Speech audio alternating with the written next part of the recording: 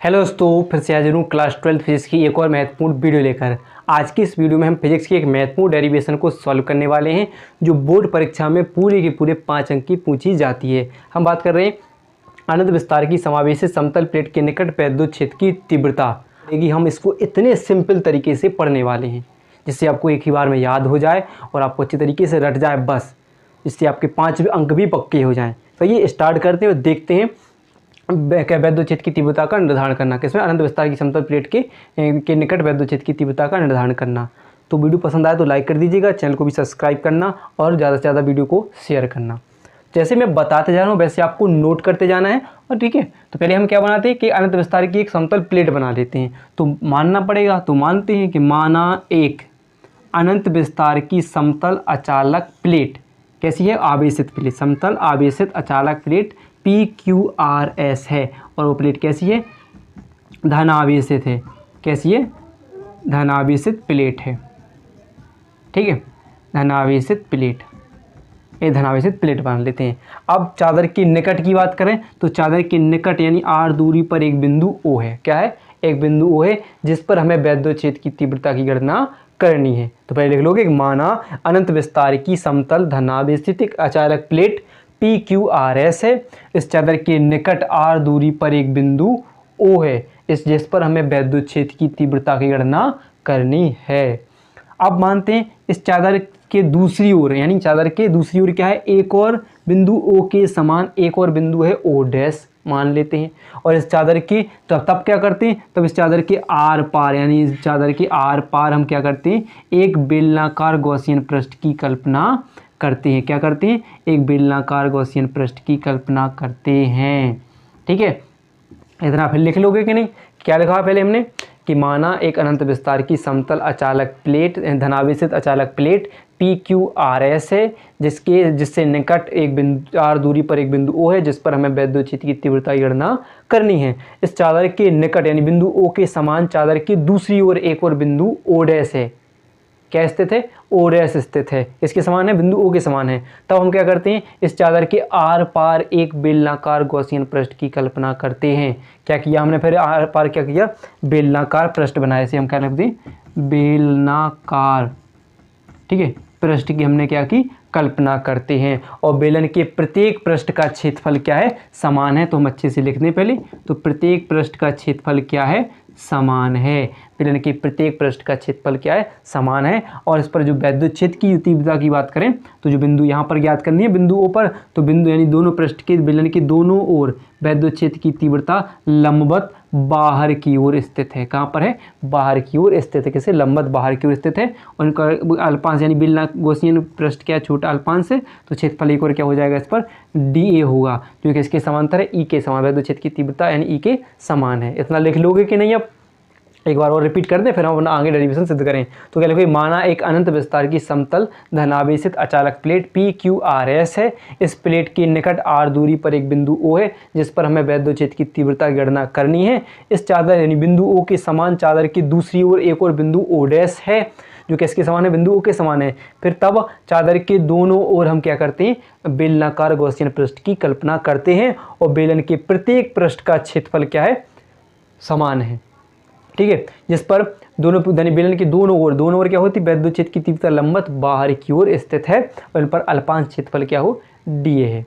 Clear है? तब देखोगे आपने एक चीज़ पढ़ा होगा कि कोई पृष्ठ पर, किसी पृष्ठ पर नीचे किसी चादर पर कोई आवेश धनावेश वितरित हो तो उस पर एक अपने पृष्ठ आवेश घनत्व की परिभाषा पड़ी होगी। तो क्या होती है कि प्रति एक समान आवेशित पृष्ठ पर किसी के क्या हो? एक समान आवेशित पृष्ठ पर प्रति एकांक क्षेत्रफल, पृष्ठ के प्रति एकांक क्षेत्रफल पर वितरित आवेश को पृष्ठ आवेश घनत्व कहा जाता है। यानी जो क्षेत्रफल यानी पृष्ठ का क्षेत्रफल A है और इस पर वितरित आवेश को यानी प्रति एकांक आवेश को किस पर?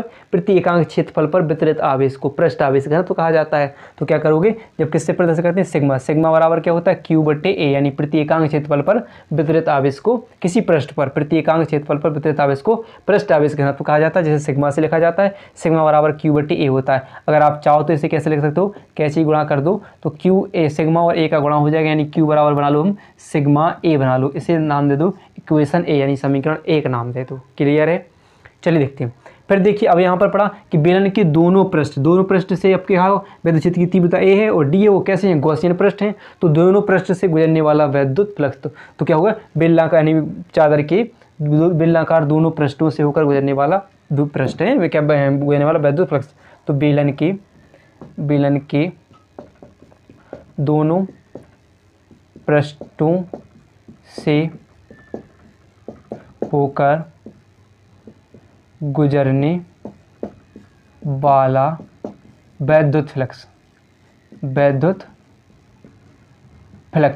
चादर के दोनों पृष्ठों से होकर गुजरने वाला विद्युत फ्लक्स। तब क्या हो जाएगा, फाई ई बराबर होगा समाकलन किस लिए, क्योंकि अल्पांश भाग है यहाँ पर देखिए डी ए छोटे छोटे भाग से मान लेते हैं, समाकलन ई डी ए प्लस समाकलन ई डी ए होगा कि नहीं, क्या होता है, फाई ई बराबर ई डी ए होता है कि नहीं विद्युत फ्लक्स का फॉर्मूला।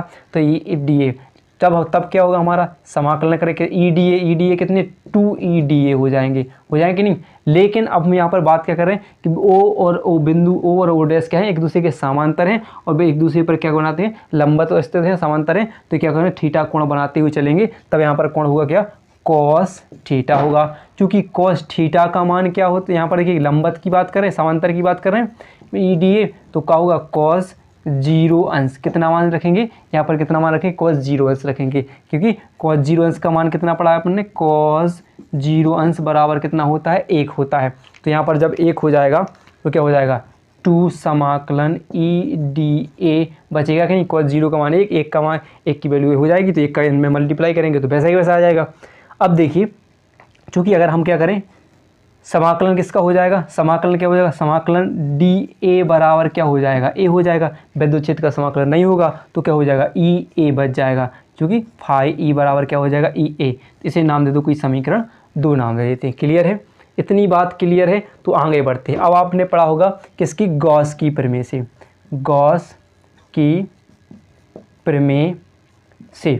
तो गॉस की प्रमेय क्या होती है, फाई ई बराबर क्यू बटे नॉट होती है, इसे नाम दे दो, ठीक है, गॉस की प्रमेय से। अब क्या करोगे, यहाँ से क्योंकि समीकरण 1 का मान, समीकरण 1 से किसका मान, क्यू का मान समीकरण 3 में रखने पर, किससे, समीकरण 1 व 3 से बात हो रही है, तो जो कहाँ से जो मान लिख रहे हो कहाँ से आएगा, समीकरण 1 व 3 से। तो क्या हो जाएगा, फाई ई बराबर क्यू की जगह हमें क्या लिखना है, समीकरण 3 में क्यू की जगह क्या लिखना है, सिग्मा ए।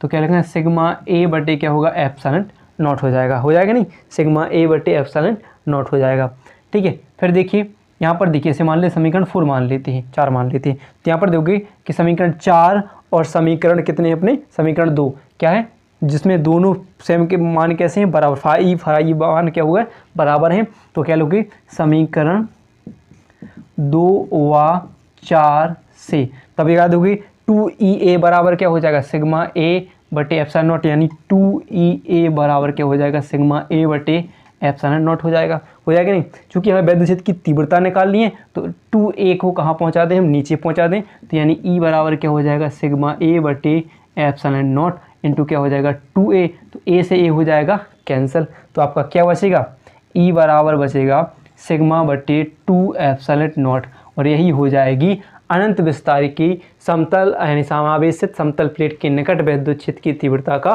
फॉर्मूला, यानी न्यूटन प्रति कूलम आप इसका मात्रक, न्यूटन प्रति कूलम आप इसका मात्रक लिख सकते हो। क्लियर है, तो ये हो जाएगा आपका क्वेश्चन समाप्त। तो अगर वीडियो पसंद आई हो तो वीडियो को लाइक और चैनल को सब्सक्राइब करना ना भूलें।